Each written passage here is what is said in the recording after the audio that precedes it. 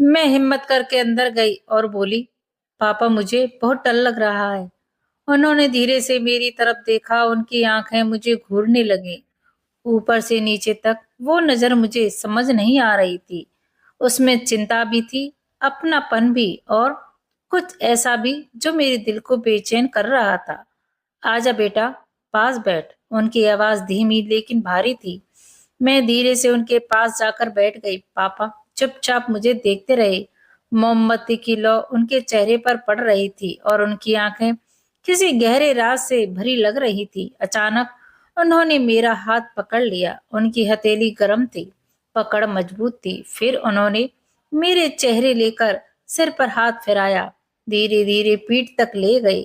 मुझे कुछ अजीब सा महसूस होने लगा कि यह मेरे पापा मेरे लिए प्यार जता रहे हैं या कुछ और। मैं सहम गई, दिल धक धक करने लगा। तभी उन्होंने कहा, दोस्तों, वह रात आज भी मुझे याद है, शायद मेरी जिंदगी की सबसे अलग और सबसे रहस्यमयी रात। शाम को मौसम अचानक बदल गया। बादल गहरे हो गए थे, हवा तेज चलने लगी थी। मैं खिड़की पर खड़ी थी जब पहली बार बिजली गरजी। डर के मारे मैंने खिड़की बंद करने की कोशिश की, लेकिन वो जैसे बार बार खुद ब खुद खुल रही थी, जैसे कोई अदृश्य हाथ उसे पकड़कर हिला रहा हो। बिजली चली गई और पूरा घर अंधेरे में डूब गया। मेरा दिल जोर जोर से धड़कने लगा। मैंने आवाज लगाई, पापा, आप कहाँ हैं? लेकिन कोई उत्तर नहीं आया। हर कोना खाली लग रहा था। मैं डरते डरते सीढ़ियां चढ़कर पापा के कमरे तक पहुंची। दरवाजा आधा खुला था और अंदर हल्की सी मोमबत्ती जल रही थी। लौ कभी लंबी हो जाती, कभी छोटी।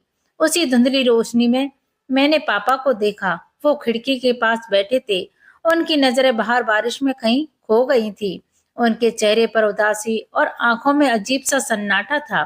मैं हिम्मत करके अंदर गई और बोली, पापा, मुझे बहुत डर लग रहा है। उन्होंने धीरे से मेरी तरफ देखा। उनकी आंखें मुझे घूरने लगी। ऊपर से नीचे तक वो नजर मुझे समझ नहीं आ रही थी। उसमें चिंता भी थी, अपनापन भी, और कुछ ऐसा भी जो मेरे दिल को बेचैन कर रहा था। आजा बेटा, पास बैठ। उनकी आवाज धीमी लेकिन भारी थी। मैं धीरे से उनके पास जाकर बैठ गई।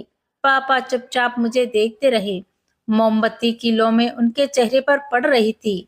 उनकी आंखें किसी गहरे राज से भरी लग रही थी। अचानक उन्होंने मेरा हाथ पकड़ लिया। उनकी हथेली गर्म थी, पकड़ मजबूत थी। फिर उन्होंने मेरे चेहरे से लेकर सिर तक हाथ फिराया। धीरे धीरे वे पीठ तक ले गए। मुझे कुछ अजीब सा महसूस होने लगा कि ये मेरे पापा मेरे लिए प्यार जता रहे हैं या कुछ और। मैं सहम गई, दिल धक धक करने लगा। तभी उन्होंने कहा, तू ही मेरी दुनिया है। लोग चाहे कुछ भी सोचे, पर तेरे पापा की नजर कभी गलत नहीं हो सकती। उनकी आंखों में आंसू थे।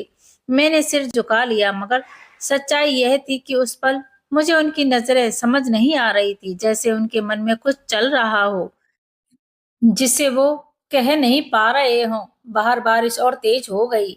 बिजली इतनी जोरों से कड़की कि मुंह में डर के मारे पापा के सीने से लग गई। पापा के सीने से लगते ही दिल जोर से धक धक करने लगा। मुझे कुछ गर्माहट सी महसूस होने लगी। मेरे पापा ने भी मुझे उस वक्त अपने पास खींच लिया और प्यार से हाथ फेरने लगे। फिर वे कहने लगे कि बेटी, चिंता मत कर, मैं हूं ना तेरा पापा, और तेरी माँ भी। तू चिंता मत कर, तू मुझे अपनी माँ की तरह अपनी बातें भी मुझे बता सकती है, और मैं पापा और मम्मी दोनों ही तुमको बनकर बताऊंगा। जब मैं पापा के इस तरह की बातें सुनी तो मेरी आंखों में आंसू आ गए।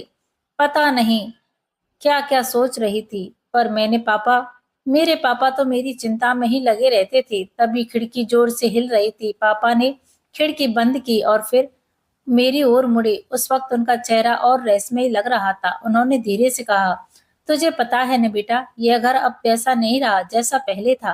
तेरी माँ के जाने के बाद इसमें बहुत सन्नाटा भर गया है। कभी कभी लगता है दीवारें भी मुझे घूर रही हैं। मैं चुप रही, पर उनके शब्द मेरे दिल में उतरते चले गए।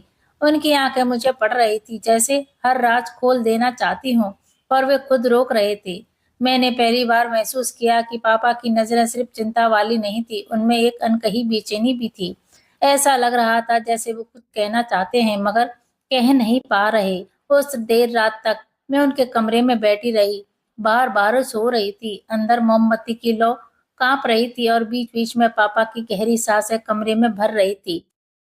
मेरे मन में सवाल उठ रहा था, क्या यह सिर्फ बाप-बेटी का रिश्ता है या इसके पीछे कोई और अनकही सच्चाई छुपी है? वह रात गुजरी तो ज़रूर, लेकिन अपने पीछे ऐसे सवाल छोड़ गई जिसका जवाब आज तक मुझे नहीं मिला। दोस्तों, अगर आपको मेरी यह स्टोरी अच्छी लगी हो तो वीडियो को लाइक करें और हाँ, चैनल को सब्सक्राइब करना ना भूलें। धन्यवाद।